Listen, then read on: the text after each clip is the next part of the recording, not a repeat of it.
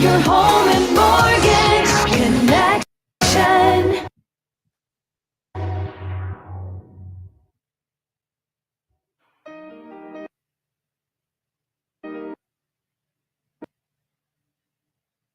Quiet. You're listening to Ron Siegel's Home and Finance Radio Show. Only on Financial News and Talk. Now live in studio, your host, local and national real estate expert and consumer advocate, Ron Siegel. Ron Siegel Radio. Your home and mortgage connection. You're listening to Ron Siegel's Home and Finance Radio Show, only on Financial News and Talk. Now live in studio, your host, local and national real estate expert and consumer advocate, Ron Siegel. Sounds like deja vu all over again. And hello again. Welcome to Ron Siegel Radio. This is the show with no real boundaries as we discuss current events, financial markets, politics, sports, even poking fun at the rest of the media. This is the show that connects the dots of confusion delivered by conflicting media reports. We connect the dots so you know the actions you can take, how your family or business can benefit in current events. Most of all, thank you for joining me. Within every market, there are solutions as well as tremendous opportunities. You just need some trusted guidance. That is my message, and I will be delivering it every day. We have a very focused show. We only chat about items that affect the roof over your head, your bank account, and anything I feel would benefit you. But before we get into our intriguing content today, please join me in welcoming our featured guest and repeat offender on Ron Siegel Radio. We have Martha Jo Patterson with us, attorney not giving legal advice, just educating. Good morning. Good morning. Glad to have you with us. And let me remind you, if you ever have any home or finance related questions, I am the consumer advocate looking out for you. And you can reach out to me directly, 800-306-1990, 800-306-1990, or ronsiegelradio.com. Just remember that's the number you call anytime for assistance. When you call that number, it comes directly to me first. There are operators standing by. Numbskulls, I'm broadcasting. While I do have a great team when it comes to developing a financing plan or plan to save you money, I personally work with you. Even if you don't have any needs today, save this number in your phone for future reference. 800-306-1990, 800-306-1990. And yes, of course, we're celebrating today. We celebrate every day on Ron Siegel Radio. Now, I like this one. National Clam Chowder Day. I am a big fan of clam chowder.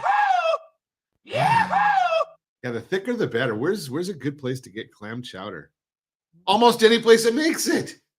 Although there are some that are real watery that I'm not a big fan of. But what is it?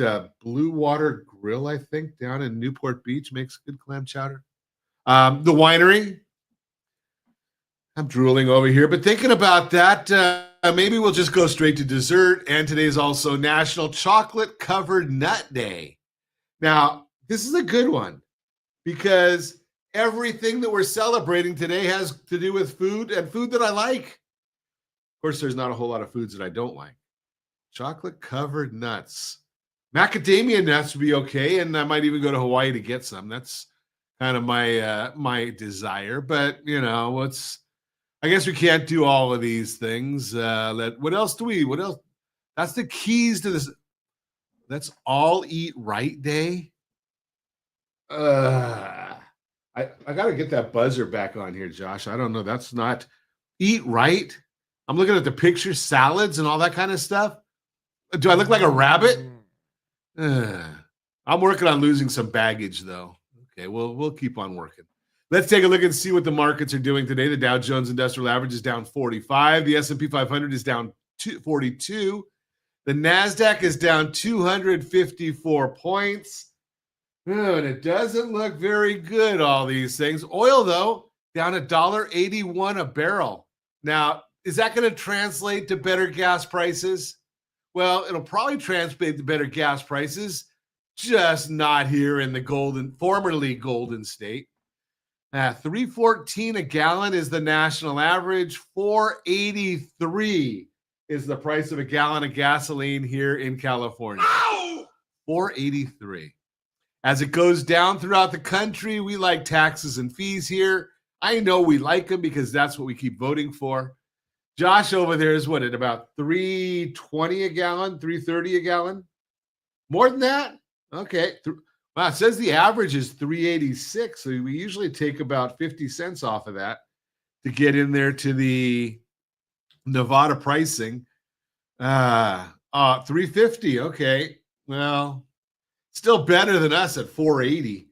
Although I did pay, I think, $4.19 for regular unleaded over the weekend. Of course, I go to Costco. Where else would I go to get gasoline? And not only do I like the gas, the price is usually pretty good, and the quality. Now, I know there's some people that say that I'm nuts. There's a lot of people that say that I'm nuts. But one of the things that I do, I don't know if you do this, but I take and I monitor, not scientifically, not real close, but I look at how many miles per gallon I get on every tank of gas. And I just look at it and I say, okay, on the Jeep, we get about 18 to 19 miles a gallon. If my mileage drops or goes up dramatically, then I want to look and see what's causing that. Usually if the mileage for the tank drops, it might be a tire pressure issue. But I did notice there is a group of a gas company. I won't mention any names, Arco, but is a group that whenever I would put their gas in the cars, and I haven't done this in a while because I learned my lesson, but whenever I put their gas in the cars, I'd get about 10% to 15% less gas mileage. Is that a coincidence? I don't believe in coincidences. So I'm just going to throw that out there. I know what I get with Costco. And, I even noticed, and I've talked about this before, Josh and I have talked about it off air, that when I go to Nevada, and my wife doesn't like Vegas, so I don't know why, but she doesn't. But when I go to Nevada, as you're coming into the Vegas area, there's a Costco not far off the freeway right by the airport. Okay, so if I have enough gasoline that I could fill up at Costco in Yorba Linda on the way out of town, I generally have enough gasoline to get to Costco in, I don't even know what city that is, right by the airport.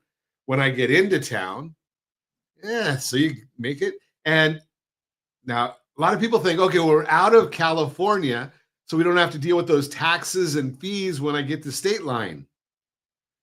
But they're smart enough over there to know that's what people are doing. So you'll see gas there like $6 a gallon. And then you get over to by the airport and it's $3 and change.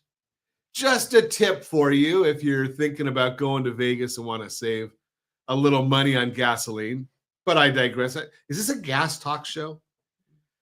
Sometimes it seems like it, but we are watching. It's amazing watching all the things going on and how the people are losing some of their marbles because the government is finally doing what they're supposed to do. How about this Doge stuff that's going on? Am I the only one that wonders why is it that some of these blue state attorneys general are upset with the government for finding out that they're paying Social Security benefits to people that are 150 years old and over? They're upset about the government finding that. I wonder why. They're upset about this USAID had 21, gave Georgia, a non-government organization in Georgia, $2 billion. Now here's this. You gotta listen to this one closely because you can't make this stuff up. They had 21 days to spend it and 60 days to go to a class on budgeting. Now, don't you think that you'd want to find out if somebody has any clue about budgeting before you give $2 billion taxpayer dollars to anybody? But not the government. They just like to give our money away and then get upset when somebody wants to watch what they're doing with it. You're listening to Ron Siegel Radio, discussing your real estate, current events, and the financial markets. When we come back, estate taxes 2025, what you need to know, how to buy a home without waiting for lower rates. All that and more. Reach me anytime. Off-air number 800-306-1990. 800-306-1990 or ronsiegelradio.com, facebook.com/Ron Siegel Radio. And if you miss any part of our broadcast, Ron Siegel 1 on YouTube, Ron Siegel, the numeral 1 on YouTube. Stay tuned. We'll be back in just a few. Ron Siegel Radio. Your home and mortgage connection. As the economy slows, do you know anyone worried about job loss? At Siegel Lending Team, we offer the Home Select Loan. Think of it as a financial superhero cape for homeowners with good income and credit. It not only saves your home, but also throws a life ring to your credit score. Because who needs stress when you can have peace of mind? Let's secure your future with a smile. Visit rsrhomeselect.com. rsrhomeselect.com. NMLS 217037. You're listening to Ron Siegel's Home and Finance Show with local and national expert Ron Siegel. Now, here's Ron. Welcome back to Ron Siegel Radio. Within every market, there are solutions as well as tremendous opportunities. You just need some trusted guidance. That is my message, and I will be delivering it every day on Ron Siegel Radio or anytime at 800-306-1990. 800-306-1990. The Mortgage Minute today being brought to you by our friends at Geneva Financial. When you're ready for that next home loan, Geneva's got the programs and the products. You just need to make the call, 800-306-1990, 800-306-1990. And every day at this time, OBMMI, they provide the most comprehensive, accurate, timely, and interactive analysis of pricing ever conducted in the mortgage industry, calculated from actual locked rates with across 35% of all mortgage transactions nationwide. They do not tell us points paid, points received, or the APR. They only tell us the number you put in your mortgage calculator to get your principal and interest payment. Don't have a mortgage calculator? Shame on you. You must not be listening to Ron Siegel Radio, because we tell you every weekday morning how to get one for free. Get our mobile app. It's rsrlinks.com/mobile app. rsrlinks.com/mobile app. What did rates do yesterday? The conventional 30-year fix, 6.729. That was down. Jumbo 30-year fix, 6.799. That was down. FHA 30-year fix, 6.384. That was down. VA 30-year fix, 6.245. That was down. I like all these downs. But then there's the USDA 30-year fix, 6.552. Rural areas generally no down payment. That one was up. If you want our thoughts about the market every business day morning, as early as the data allows, we do put out a report. You can get that for free as well.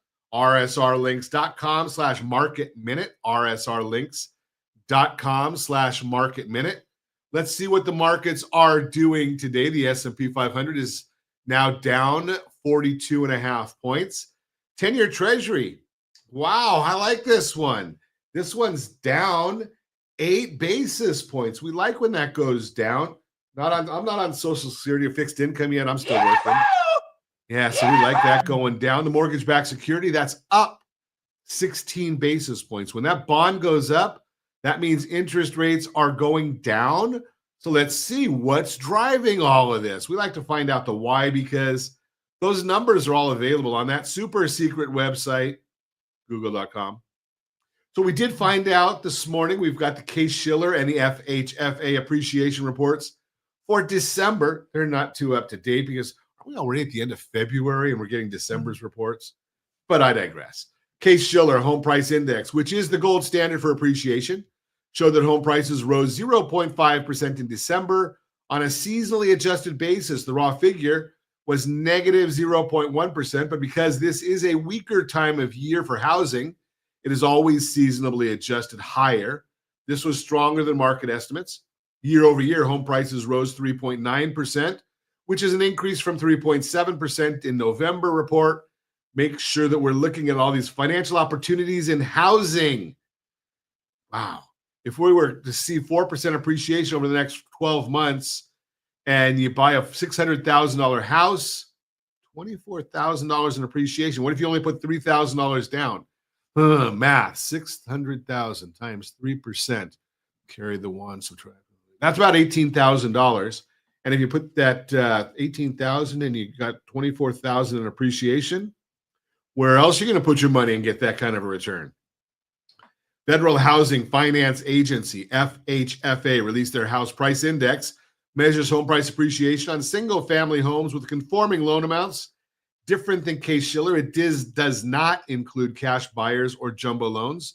The FHFA reported that home prices rose 0.4% in December after seasonal adjustments. Year over year, home prices are up 4.7%, significantly stronger than the revised 4.5% in the previous report. Bottom line, home prices are continuing to move higher and are rising around 4% year over year, which is solid home appreciation. I'm going to be the first to tell you, I don't like home prices when they go up 8, 10, 15, 20% in a year. I don't like that. Why? Because anything that goes up that dramatically can go down that dramatically. I like the idea of seeing just a nice, steady, stable number that, just goes up 4 or 5%. And remember, we are in Southern California. Most of our valuations are about 5.3%.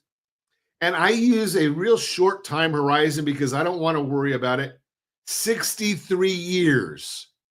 So stay in your house 63 years. You can, if history repeats itself, no guarantees, you can look at it and say, something, maybe I can expect that same 5.3% because it's got a 63-year history. Now, when we do our real estate report cards, we do put out the 5 and 10-year histories as well. But I like looking at that long term. Now, just remember, don't think about that when you're thinking about your mortgage because on average, we keep our mortgages in the United States 5.2 years. Now, it might be expanding a little bit right now because people have these low mortgage rates, but 5.2 is the historic norm. That's the Mortgage Minute brought to you by our friends at Geneva Financial when you're ready for that next home loan. Geneva's got the programs and the products. You make the call, 800-306-1990, 800-306-1990. And welcome again, our guest, Martha Jo Patterson. She is an attorney. I always like when I bring attorneys and licensees, attorneys, CPAs, to throw the disclaimer out there.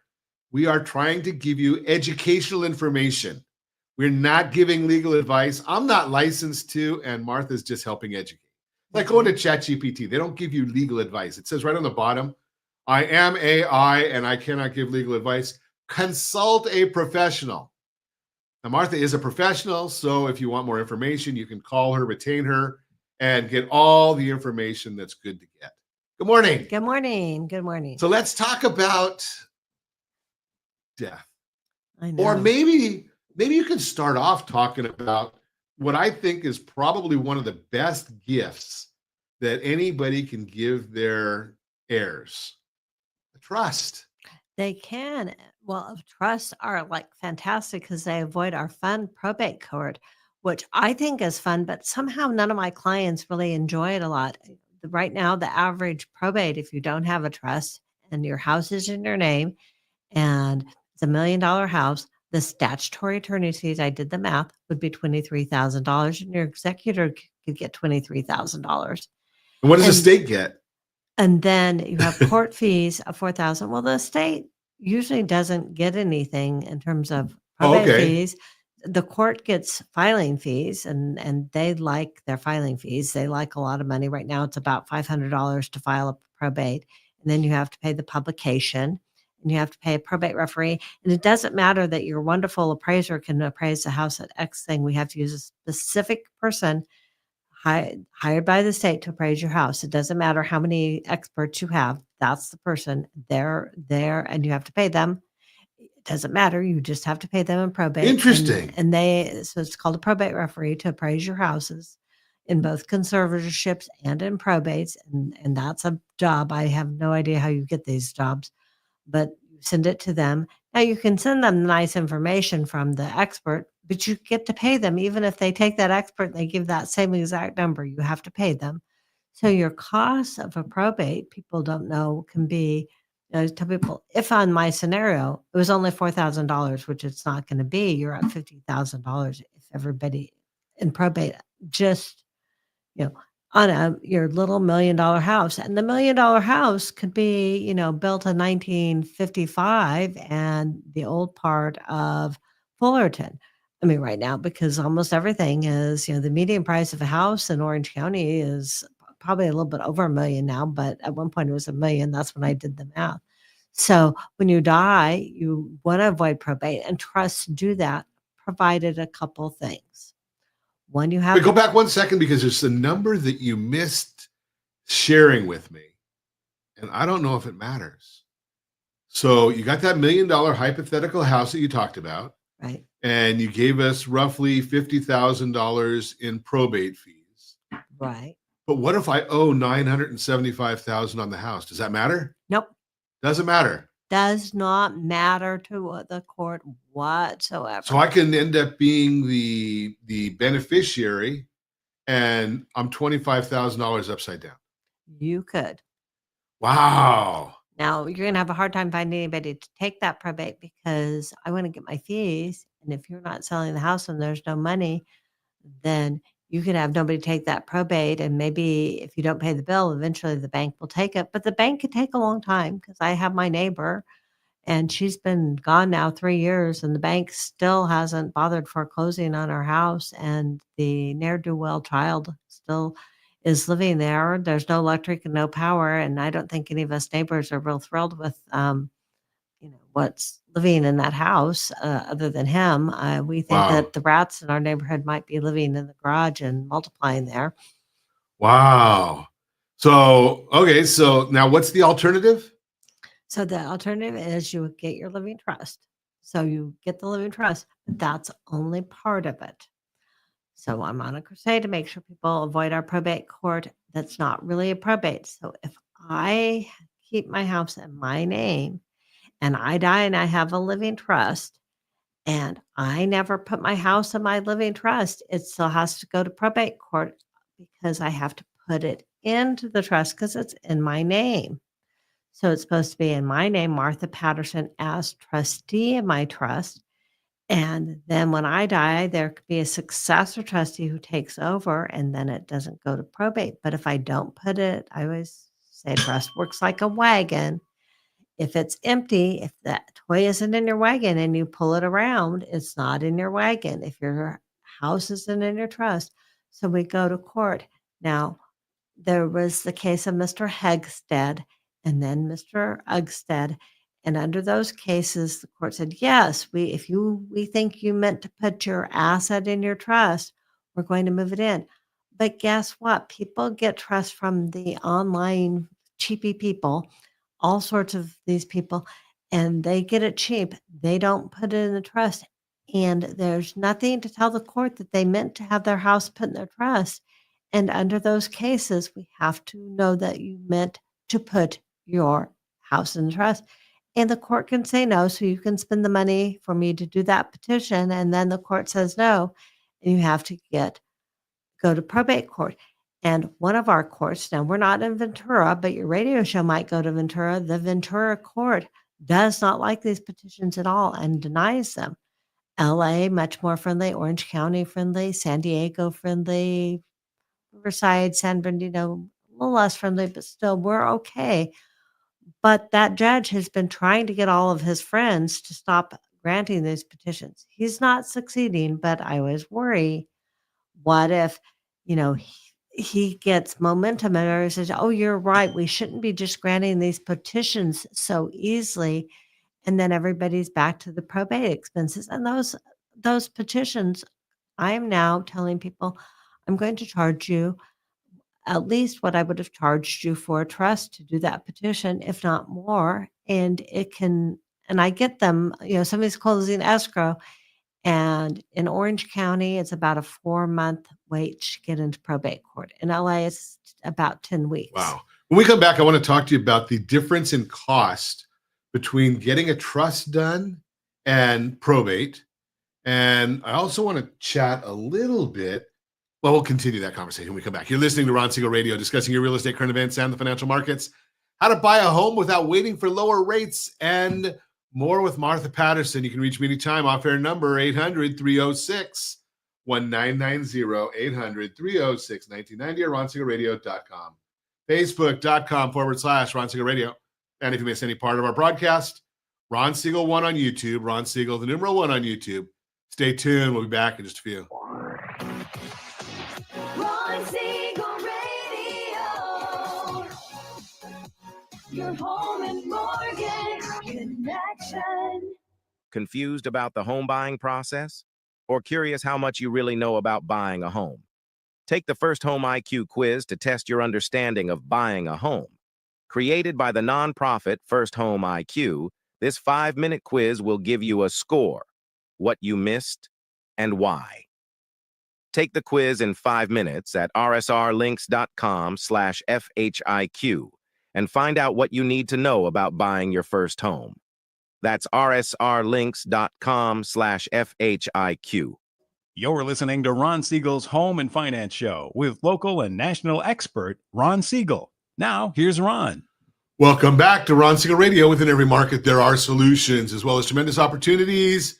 You just need some trusted guidance. That is my message, and I will be delivering it every day on Ron Siegel Radio or anytime at 800-306-1990, 800-306-1990, the real-time real estate segment today being brought to you by rsrmoney.com, rsrmoney.com, how to buy a home without waiting for lower rates. Many people are hoping mortgage rates will come down before they buy a home. But will that actually happen? According to the latest forecasts, experts say rates will decline, but not by as much as a lot of people want. The good news, even if they don't drop substantially, there are still ways to make buying a home more affordable.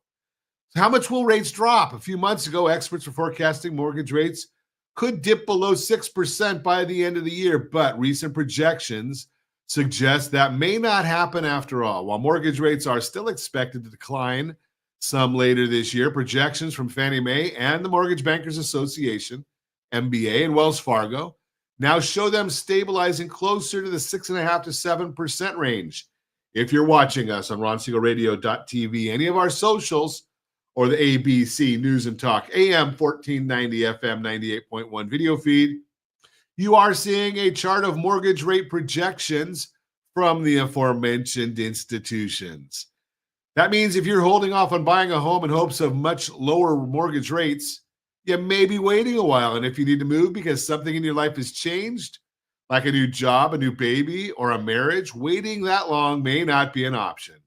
Creative financing options in today's market, since rates aren't expected to decline as much as originally expected, it may be worth considering alternative financing solutions that could help you get into a home sooner rather than later. What are 3 strategies to discuss with us to see if any of these make sense for you? Number 1, mortgage buydowns. A mortgage buydown allows you to pay an upfront fee to lower your mortgage rate for a set period of time. It could be 3 years. It could be 2 years. It could be 1 year. It could be for the entire life of the loan. You want to find out more about this? We did a full show on it. rsrlinks.com/buydown. rsrlinks.com/buydown. This is going to be especially helpful if you want to need a lower mortgage payment. In fact, 27% of agents say first-time home buyers are increasingly requesting buy-downs from sellers in order to buy a home right now. Number 2, adjustable rate mortgages. ARMs typically start with a lower mortgage rate than a traditional 30-year fixed mortgage. This makes them an attractive option, especially if you expect rates to drop in the coming years or plan to refinance later. And if you remember the housing crash, know that ARMs aren't like the risky ones back then. Lance Lambert, co-founder of Resi Club, helps drive this point home by saying, quote, ARM products today are different from many of the products issued in the mid-2000s before 2008. Lenders often approved ARMs based on a borrower's ability to pay the initial lower interest rate, and sometimes they didn't even check that. Remember the ninja loans? Today, adjustable rate borrowers qualify based on their ability to cover a higher monthly payment, not just the initial payment, unquote. Now, the 7-year adjustable, that one there, you qualify based on the lower rate. The 5-year, you have to go on based on a higher rate. In simple terms, banks used to give loans without checking to see if buyers could afford them. Now lenders verify income, assets, and jobs, reducing the risks associated with ARMs compared to the past. Number 3, assumable mortgages.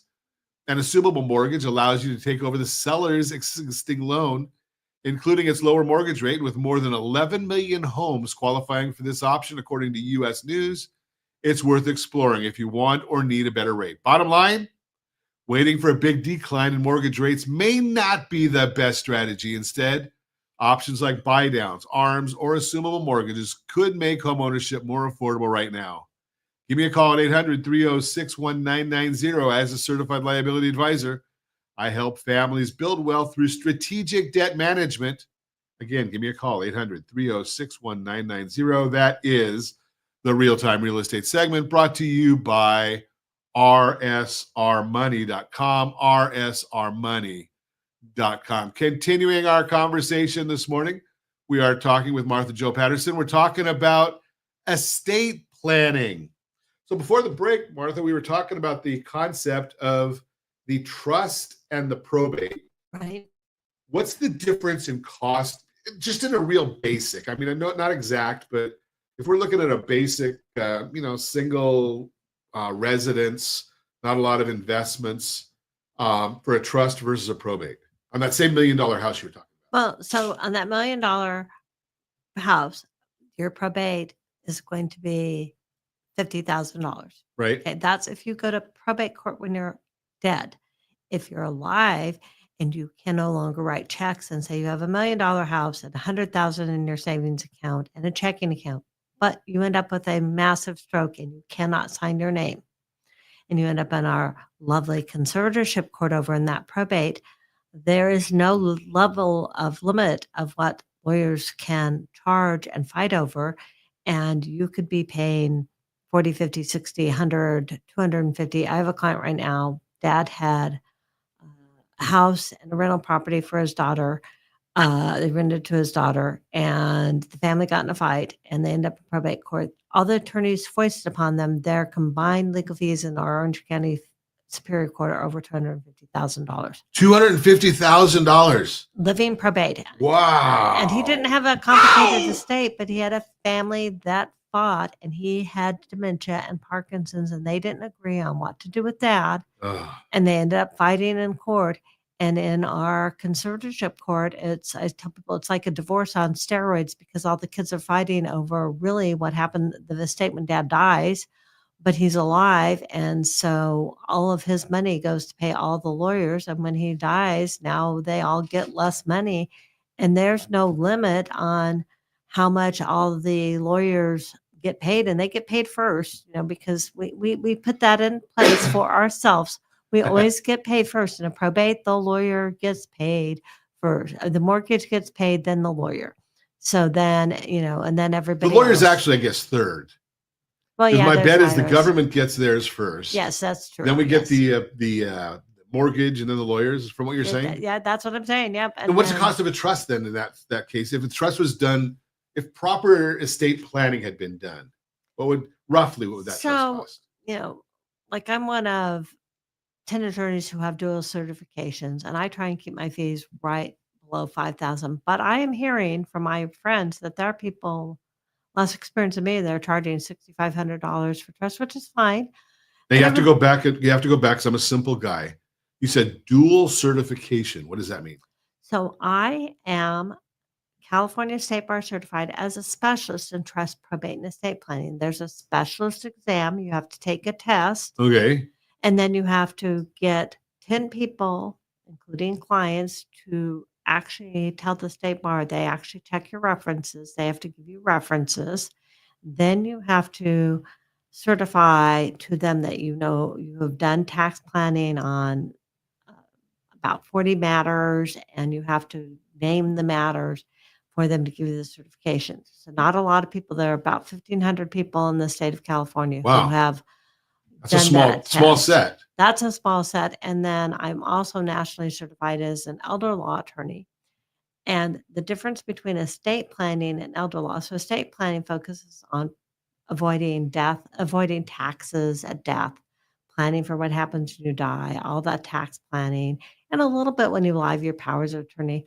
But elder law really focuses on planning for people as we age, our elderly population, our people with our special needs, our disabled adults, and what happens when you live. So I actually, they have a dementia focused practice. I focus on what happens if you forget to die and live, because I want people to avoid our living conservatorship court. Because if one day you wake up and you can't write a check, there's no magic genie out there that says, "Oh, we'll just let your wife write your check." Oh, you put everything in only Ron's name and your wife isn't on your checkbook.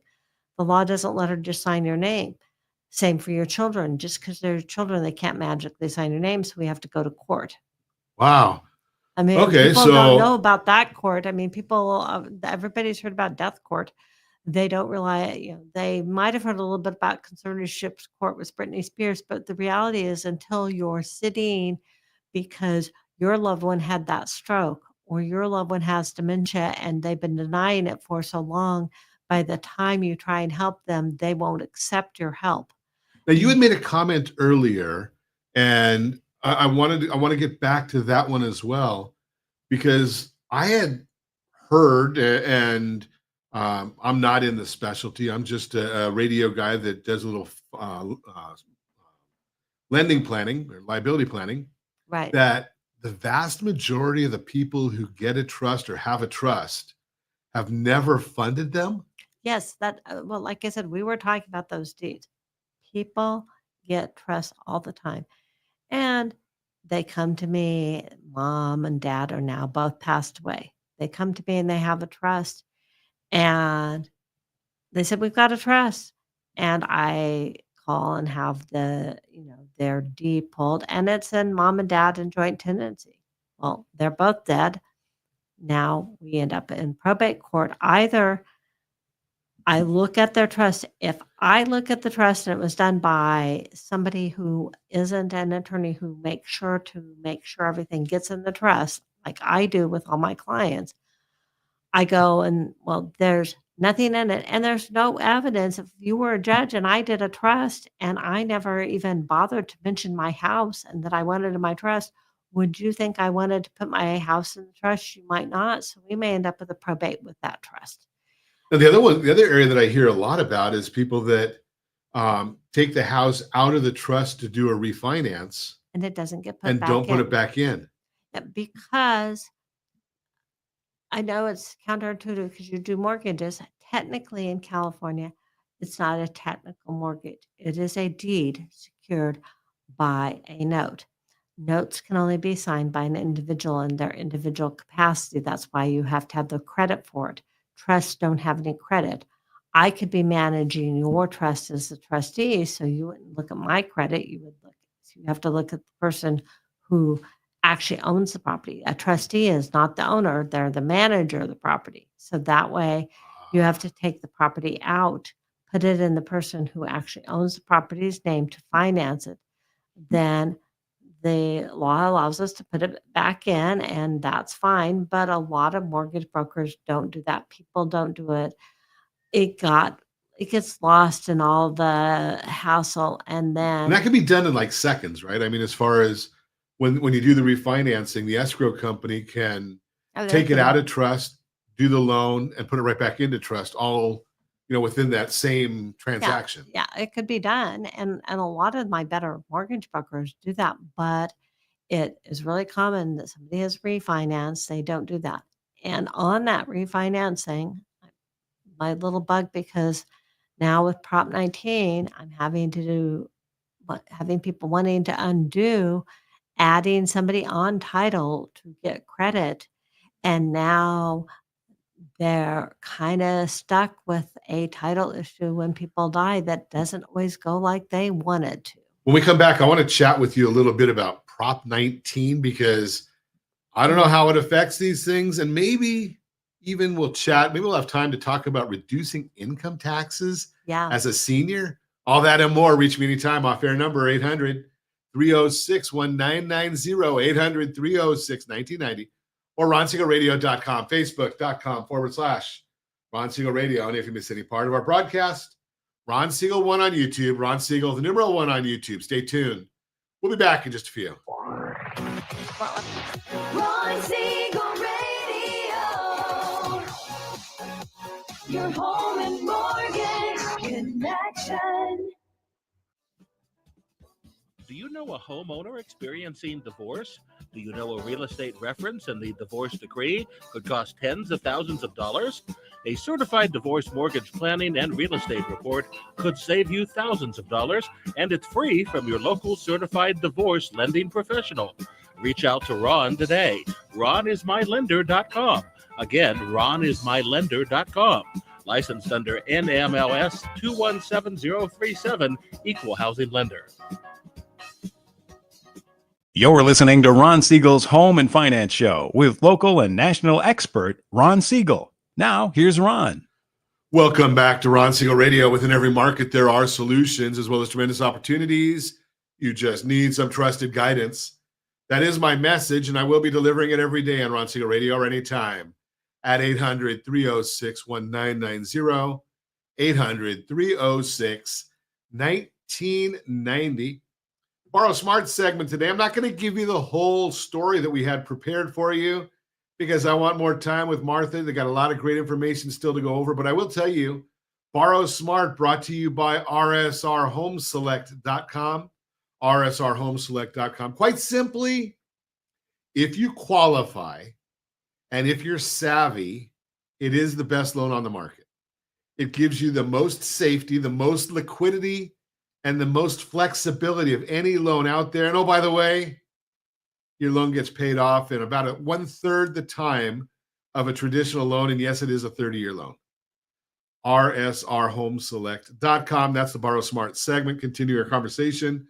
We are chatting with Martha Jo Patterson, an attorney, not giving legal advice, but giving us enough information for us to ask questions of those who do provide legal advice like Martha does, when she's not on radio.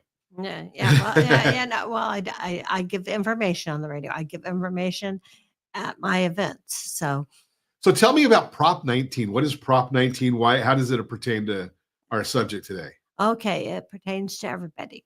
So Prop 19 got passed a few years ago now. I would think it was. Now I don't remember the year. Right after the Paradise Fires, and somebody came up with the idea of, we've had Prop 13. Prop 13 keeps our property taxes low. We like our low property taxes. It keeps seniors like me from having our property taxes go to be so much we can't afford to keep our houses that we paid off because the property taxes were going up with the value. So it kept our property going to when we bought our houses, not the current value. We loved our Prop 13, but somehow the guys who like to tax us in Sacramento don't like it so much. And I don't know who came up with the idea because everybody wants to blame somebody of Prop 19. Prop 19 gutted Prop 13. Now, we used to be able to pass between parents and children, personal residences, and other property up to $1 million worth of, value. And it was pretty generous. So people were passing 2 and 3 rental properties, and there might have been a little creative appraisals to get that all done, but we were doing that. And people were passing inheritance property. And for the most part, they were keeping those low property taxes. Somebody said, no. Prop 19 says that when I die, so I have my nice low senior citizen property taxes on my house that I actually inherited from my mother. So I inherited her property at what she paid for it, those property taxes. So I'm paying $2,000 of property taxes on a property that's worth about $800, because I live in a townhome, about $800,000, which would be right now about $9,000 in property taxes. So I'm very happy, right? Because I got to inherit her low property taxes because she bought it for very little money when she bought her place. So now I'm the benefactor that went away. Now the only people who get to keep those low Prop 13 taxes when you die are on your personal residence, and your child has to live in the property. If they don't live in the property, they don't get that. They don't get to keep the Prop 19. How long do they live there? Does it matter? Well, if they stop living there, then the property is going to get reappraised at the current value. So if I move into my mom's house, my parents are passed, but hypothetically, if If I were to move into my mom's house under Prop 19, I can take on her property taxes and say I want to move into a senior home in 5 years. Just do my then they're going to go back and reassess it. Is that the idea? That is correct. So Wow. the lower Prop 13 taxes only stay in place as long as a child is living in the home. Now, everybody says, well, how are they going to check? Well, there's a couple ways. Now, I know because we always figure out loopholes. You have to declare it as your personal residence. When your parent dies, and this is really important, if you want to keep that parent's home and keep their lower property taxes, you have to move in that year that they died. You have to move in, you have to intend to live there, you have to make that your personal residence. That has to be where you live. You don't get to have two on your income taxes. So one of them is your personal residence, one is not. So you have to tell the IRS and the assessors board that that's your taxes. And they want those tax forms done and filed in 90 days of death. Now, I know that I just said a year. Don't ask.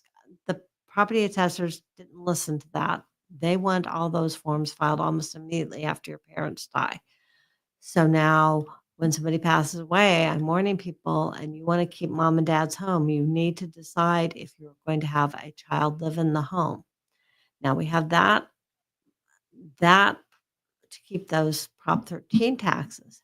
However, if you change title and you don't keep it among all the kids owning that house together, then the house gets reassessed because it goes from sibling to sibling, and there's a reassessment if one sibling buys the other siblings out then too. So that's been true under Prop 13.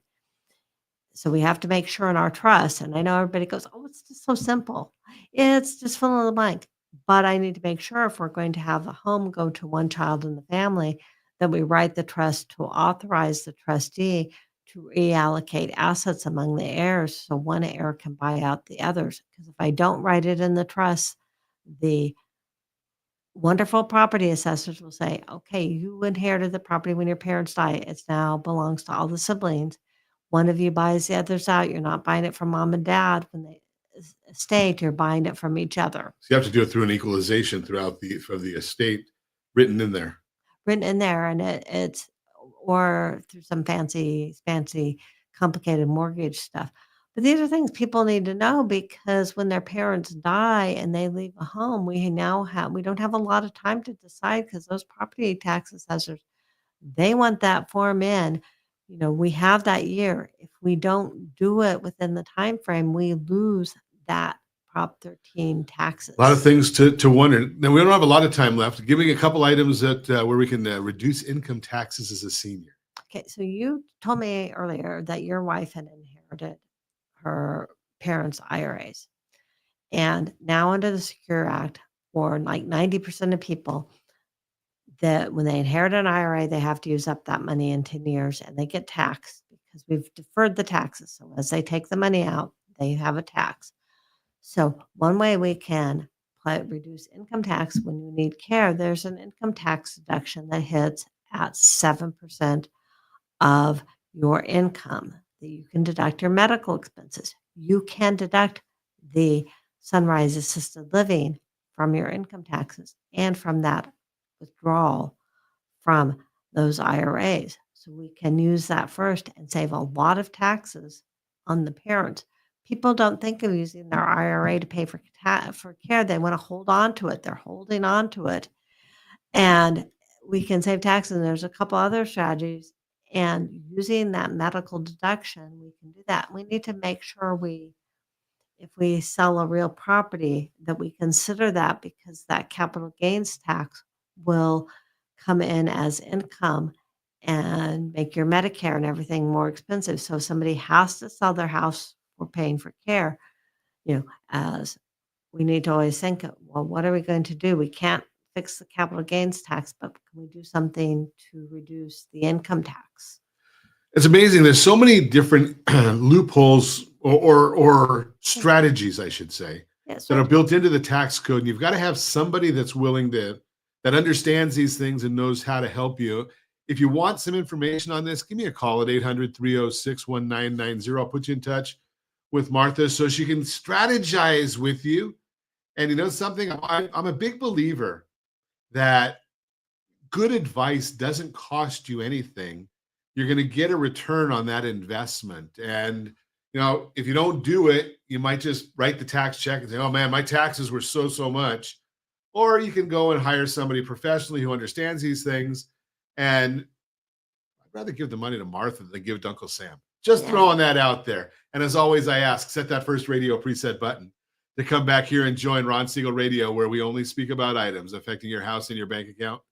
Thanks to all of our sponsors. Big thanks to Josh and Sean who are engineering us today. And of course, a special thanks to you for spending a little bit of your day with us. That's all for Ron Siegel Radio. Again, if you have any questions or to meet any of our guests, call me anytime, 800-306-1990, 800-306-1990, or ronsiegelradio.com. And remember, make a lot of money so you can help a lot of people and have a lot of fun. Have a great day. We'll talk to you next time on Ron Siegel Radio.